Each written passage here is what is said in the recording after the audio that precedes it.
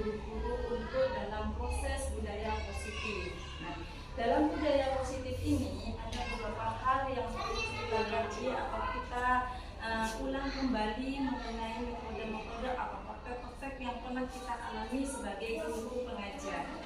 Nah, di sini ada beberapa hal mengapa kita harus budaya positif untuk diterapkan, karena budaya positif ini sangat penting sekali bagi anak didik kita. Anak didik kita untuk menuju masa depan yang lebih ceria lagi. Nah, next silakan. Budaya positif ini, di sini budaya positif ini dan disiplin positif sudah, dan juga segitiga restitusi. Apa itu budaya positif?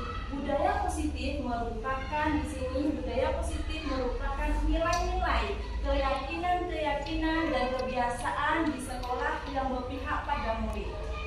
Untuk apa? Agar murid dapat berkembang menjadi pribadi yang kritis, penuh hormat dan bertanggung jawab. Nah, ini adalah hal-hal penting dalam budaya positif, yaitu berkembang menjadi pribadi yang kritis, penuh hormat dan tanggung jawab. Nah, mungkin di sini ada hal-hal yang telah kita alami sebagai seorang guru. Ada murid yang dalam tanggung jawabnya itu, murid itu seringkali tidak bertanggung jawab, baik itu mengerjakan tugas atau murid itu tidak konsentrasi dalam belajar. Nah, hal-hal itu pernah kita alami dalam kelas yang kita pelajari sebagai seorang guru.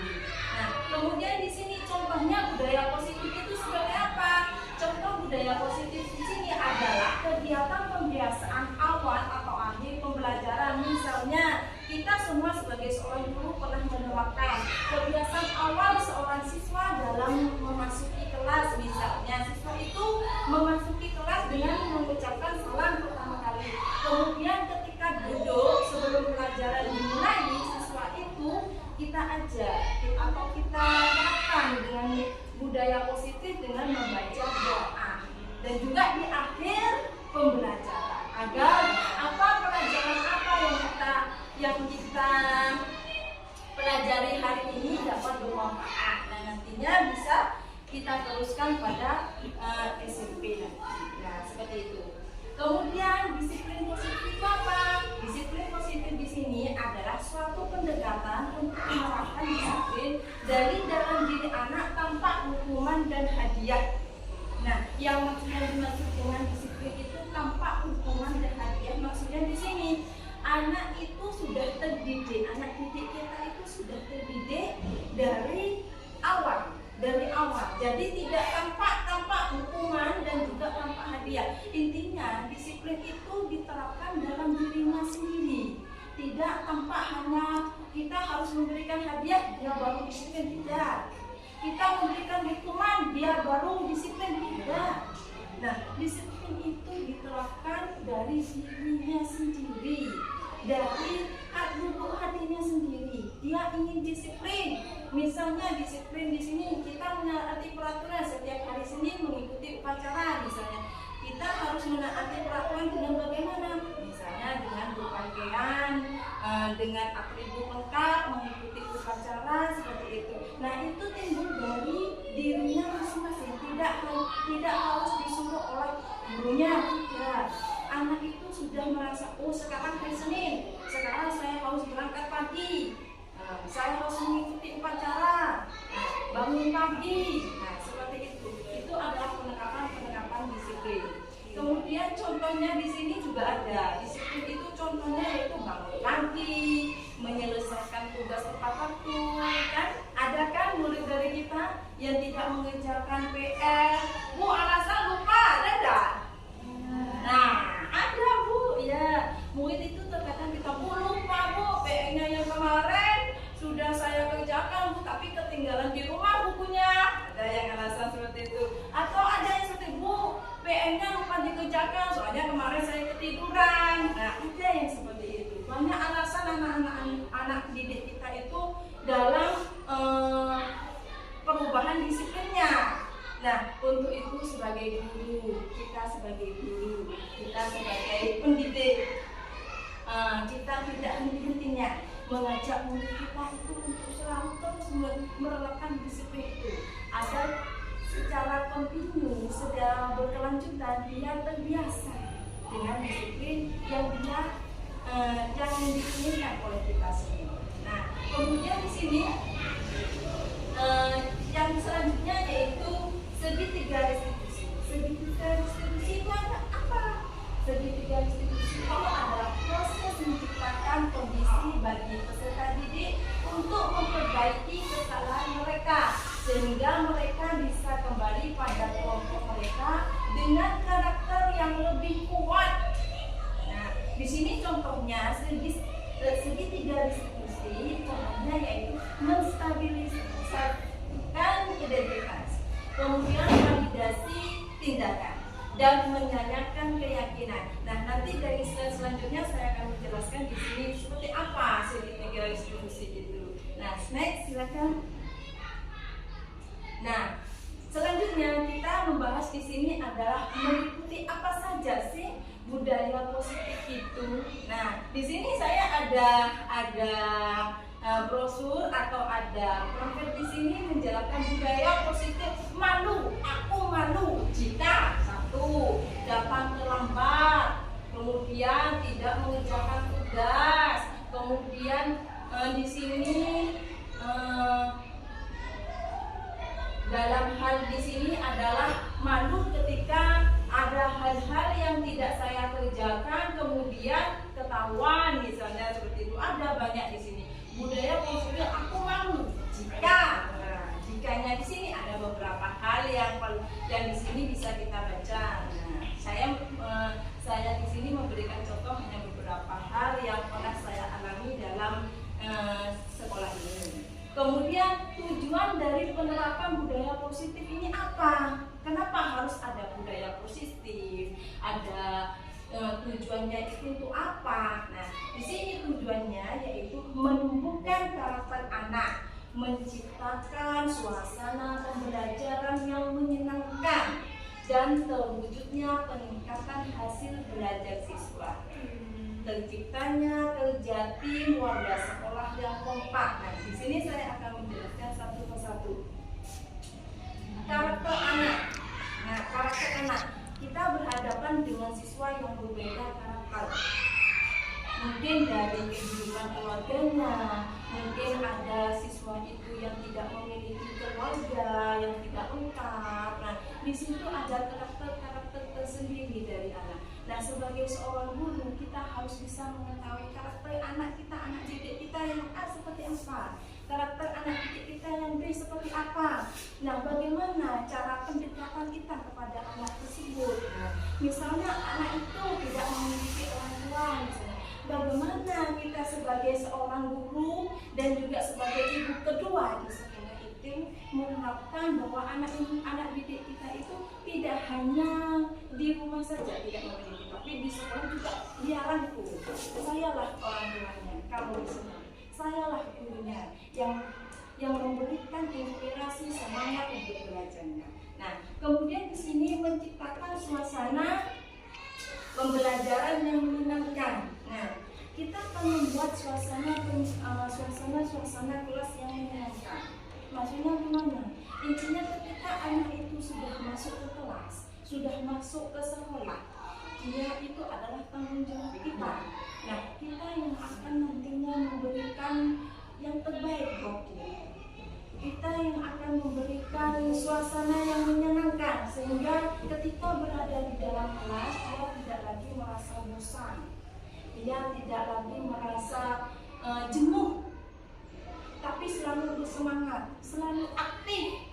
Nah, seperti itu. Selalu, saya besok mau datang lagi ke sekolah, saya besok tidak mau terlambat ke sekolah. Nah, hal-hal itu yang kita inginkan sebagai seorang guru. Dengan semangat belajar murid itu, dengan semangat kedambaan murid itu bagi kita adalah hal-hal yang luar biasa sebagai seorang guru. Nah, Ibu setuju dengan pendapat saya?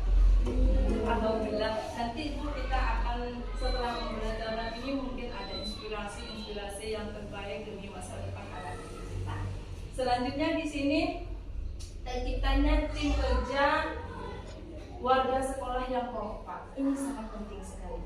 Karena dengan terciptanya yang kompak, suasana itu akan terasa damai, suasana itu akan terasa menyenangkan, dan suasana itu tidak akan menimbulkan hal-hal yang negatif atau hal-hal di luar sana.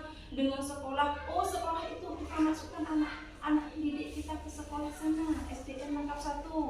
Karena di sekolah SDN lengkap 1 itu guru-gurunya adalah guru-guru yang bisa mendidik muridnya tampil dengan harapan kita, memenangkan suatu perlombaan misalnya seperti itu. Ada banyak cara agar kita mendidik anak itu dengan hal-hal yang terbaik.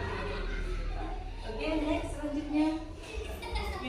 Nah, di sini saya akan menerapkan ada hal, saya membuat skenario kasus segitiga restitusi yang dimana kasus ini mungkin pernah dialami oleh guru-guru yang ada di sini.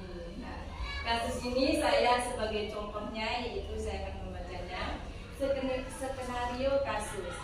Selasa siang, Pak Andi tidak bisa mengajar pelajaran bahasa Indonesia di kelas 4B karena harus mengikuti rapat penting di kabupaten. Pak Andi pun memberikan tugas kepada siswa kelas B agar kelas tidak kosong. Namun, Mira tidak mengerjakan tugas tersebut. Ia malah tiduran di meja dan akhirnya justru tidur sungguhan. Akhirnya saat pengumpulan tugas Mira tidak mengumpulkan. Kasusnya seperti itu. Apakah ada di sini ibu pernah mengalami siswanya seperti itu?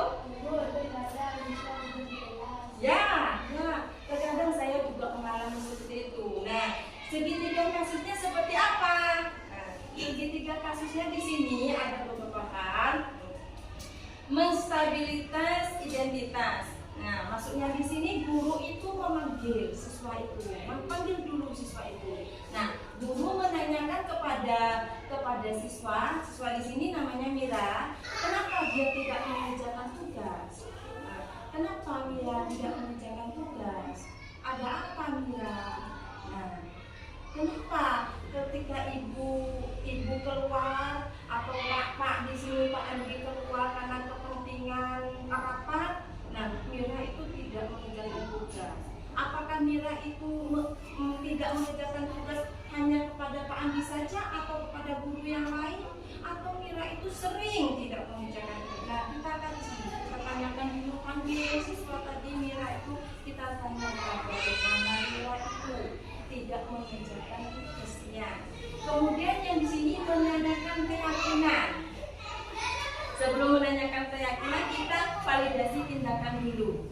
Nah, menanyakan mengapa tidak mengerjakan tugas. Nah, di sini mengapa tidak mengerjakan tugas, kita cari alasan-alasannya dulu. Tidak harus sebagai seorang guru dengan gampangnya kita ngomong, Kak Mira, kamu tidak mengerjakan tugas, kamu kena hukuman. Nah, tidak.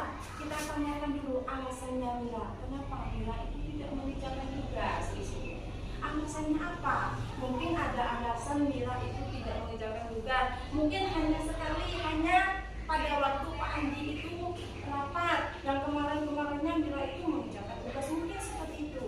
Kita tanyakan dulu kepada Mira. Tidak harus kita menghukumnya. Kita harus di sini Mira panggil dengan orang lain, tidak seperti itu. Kita harus menanyakan dulu, Mira, kenapa kamu tidak mengerjakan tugas? Kenapa tugas itu sampai kamu tidak dikerjakan? Alasannya apa?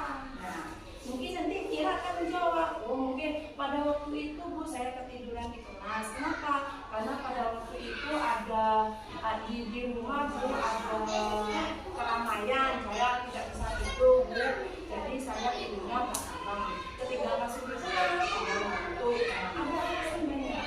Sebelum kita menuduh atau menghukum, ada baiknya kita menanyakan dulu.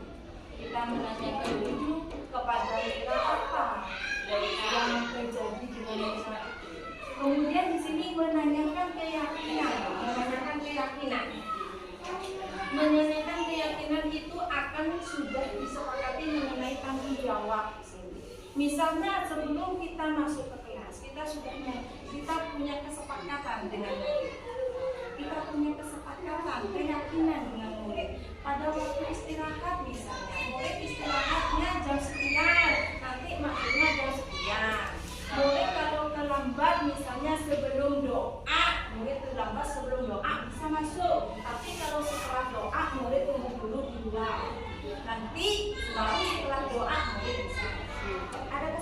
batasan tertentu. Dan tidak kita harus tidak dulu belum disepakati kita harus kamu seperti ini tidak. Kita sepakati dulu dengan kesepakatan ini kita dengan kebersamaan dengan tanggung jawab yang sama. Sehingga ketika ada kesalahan yang dialami oleh Mira ini, maka kesepakatan tadi itu Mira merasa, oh iya, saya harus bertanggung jawab. Ini tugas saya sebagai murid. Saya harus mengerjakan tugas. Kenapa saya harus tidur di kelas? Tidur di kelas itu bukan tanggung jawab saya, bukan sebagai seorang murid. Saya tidur di kelas itu bukan tempatnya. Tempatnya tidur itu rumah, di tempat tidur. Sedangkan saya tidur di kelas. Saya merasa saya harus mengubahnya. Nah, mungkin seperti itu. Next, lanjut. Nah, dari asumsi penelitian, dari ketindakan kasus itu, asumsi penelitian yaitu berdasarkan penelitian asumsi di atas, maka asumsi yang ditemukan dalam penelitian ini adalah alasan tidak mengerjakan tugas. Kita tahu bahwa Mira itu tadi karena ketiduran, dia tidak mengerjakan tugas. Karena dia itu merasa ngantuk, dia tidur di kelas. Nah, kemudian di situ ada lagi adanya tindakan minta maaf ketika melakukan kesalahan. Nah, ketika merasa salah, oh iya saya salah Pak Guru, saya minta maaf ke Pak Andi, saya mengaku salah, saya memang tidur di kelas. Nah, setelah di sini tadi itu tindakannya sudah dikatakan oleh alasannya, dan Mira dapat diterima oleh Pak Andi, sehingga Pak Andi di sini menerima alasan Mira bahwa Mira itu tidur di kelas karena dia ngantuk, karena ada hal-hal tertentu di rumahnya sehingga dia itu ketinggalan dalam pelajaran tidur di kelas. Nah, seperti itu. Kemudian di sini yang selanjutnya adanya tindakan untuk tidak melakukan kesalahan lagi. Nah, di sini introspeksi diri. Mira merasa apa? Saya sudah bersalah. Saya minta maaf, dan saya tidak akan mengulanginya lagi. Saya di sini Pak, saya akan terus Pak memberikan hal yang terbaik Pak dari dalam diri saya. Saya tidak akan tidur lagi. Saya akan mengerjakan tugas saya dengan baik Pak. Saya tidak akan mengulangi kesalahan ini. Ini adalah kesalahan yang terakhir. Nah, itu ada janji dari Mira. Mira akan introspeksi diri bahwa saya salah dan saya akan mengubahnya. Next, lanjut. Nah, di sini dari kesalahan yang telah dialami itu ada kebutuhan dasar manusia. Kebutuhan dasar manusia di sini ada segitiga di sini. Di sini terdapat 5 tingkat kebutuhan dasar, yaitu kebutuhan fisiologis, kebutuhan akan rasa nyaman, kebutuhan akan rasa memiliki dan kasih sayang, kebutuhan akan penghargaan, dan kebutuhan akan aktualisasi diri. Nah, di sini mungkin yang kita fisiologi itu kebutuhan seperti apa? Nah, hal yang harus terlebih dahulu kita penuhi adalah kebutuhan dasar ini. Dengan kebutuhan dasar ini, maka ketika kita terpenuhi, manusia akan bertahan hidup dan melanjutkan hidupnya. Kebutuhan fisiologi itu seperti apa? Kebutuhan fisiologi itu adalah kebutuhan manusia akan oksigen, air, makanan, suhu tubuh yang normal, tidur, homeostasis, kebutuhan seksual, dan sebagainya. Nah, di sini ada banyak fisiologi kebutuhan yang dimiliki oleh dasar sebagai dasar manusia. Nah, kemudian kebutuhan rasa aman itu seperti apa? Kebutuhan rasa aman itu kebutuhan yang damai, tidak tertekan, dia merasa nyaman berada di sini. Kemudian kebutuhan akan memiliki dan kasih sayang. Nah, ini sebagai seorang pendidik, kita sebagai guru kedua atau orang tua kedua, yang memiliki anak didik walaupun gurunya H1 tapi muridnya jumlahnya 27, kita harus bisa meyakinkan murid itu dengan kasih sayang kita, dengan kasih sayang yang dimiliki kita, sehingga dia merasa terhibur, sehingga dia merasa nyaman.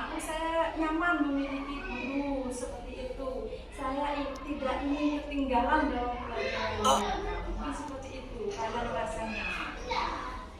Kemudian kebutuhan akan penghargaan dan kebutuhan akan aktualisasi diri. Nah, kebutuhan akan penghargaan ini adalah kebutuhan ketika kita memberikan sesuatu, misalnya seorang murid mengerjakan hal-hal yang baik. Apa yang perlu kita berikan kepada murid itu? Misalnya penghargaan seperti apa? Nah, misalnya kita memberikan pujian dengan apa sampai bagus. Nah, kerja sampean bagus, inspirasi teman-temannya, kita beri aplaus dia. Jangan kita itu semangat aplaus itu memberikan semangat kepada murid. Jangan kita sok tidak peduli, jangan. Murid itu senang dengan aplaus yang kita berikan. Kemudian di sini kebutuhan akan aktualisasi diri. Kebutuhan aktualisasi diri adalah memahami apa yang dibutuhkan untuk mencapai kepuasan. Nah, terakhir ini di sini kalau kita sudah memenuhi kelima tingkat kebutuhan dasar itu, yang terakhir adalah merasa puas. Murid kita itu merasa puas dengan apa yang kita berikan kepadanya. Nah, seperti itu. Kemudian next, lanjut. Nah, kerangka konseptual. Nah, di sini saya memberikan kerangka konseptual. Kalau tadi kita menjelaskan tentang identitas dampaknya seperti apa, kemudian kita menjadi segitiga institusi tadi, kemudian kita mengevaluasi dampaknya. Nah, di sini terjadi kesinambungan optimal. Sebelum terjadi kesinambungan optimal itu kita merencanakan dulu. Kemudian setelah direncanakan dengan matang, kemudian kita monitoring. Nah, di sini monitoring, menelusuri kejadian itu benar tidaknya. Nah, kemudian di sini keterlibatan pihak, siapa saja yang terlibat dalam pihak ini, siapa saja yang masuk dalam pihak-pihak yang terlibat di dalam kejadian tadi. Kita komunikasi. Nah, ini yang penting, komunikasi ini adalah kita harus memberikan komunikasi dulu sebelum kita menganggap bahwa dia salah. Dia itu adalah kalau kita kasih hukuman tidak sedikit, kita komunikasikan dulu, kita tanyakan kebenarannya. Mungkin kita yang salah dalam mengajar, mungkin murid itu perlu yang terbaik dari inovasi atau kreativitas kita, mungkin seperti itu. Nah, yang di sini yang saya garis bawahi di sini adalah keterlibatan pihak, karena di sini adalah faktor yang mempengaruhi keterlibatan dalam kesinambungan. Nah, kalau kita tidak dilanjutkan dengan keterlibatan pihak ini tidak bersinambung, maka ini akan sia-sia. Jadi kita menginginkan apa yang kita lakukan ini semuanya keterlibatan pihak ini semuanya akan ikut dalam kumpulan kita. Next, lanjut. Nah, di sini yang terakhir yaitu manfaat dari budaya. Apa sih manfaat dari budaya positif ini? Nah, kita tahu sebenarnya ini budaya positif ini kita lakukan dengan kontinu, dengan berkelanjutan. Cuma manfaatnya seperti apa kita menerapkan budaya positif ini? Nah, di sini bagi diri sendiri di sini menjadi pribadi yang tanggung jawab dan dapat diandalkan. Nah, di sini ada kan menjadi pribadi yang bertanggung jawab dan dapat diandalkan. Ketika budaya positif itu dilanjutkan dengan kontinu setiap hari, maka tanggung jawab yang dimiliki oleh anak didik kita itu akan terus berlanjut. Nah, tanggung jawab apabila dilakukan dengan terus-menerus, maka nanti akan dapat hal-hal yang kita inginkan, yang kita harapkan. Nah, seperti itu. Kemudian selanjutnya yaitu dari lokasi mana atau waktu yang mana budaya positif ini. Misalnya kalau kita berada sebagai seorang guru, tentunya berada di sekolah. Nah, menciptakan lingkungan belajar yang aman, nyaman, tentram dalam kelas. Nah, di sini lingkungan yang nyaman.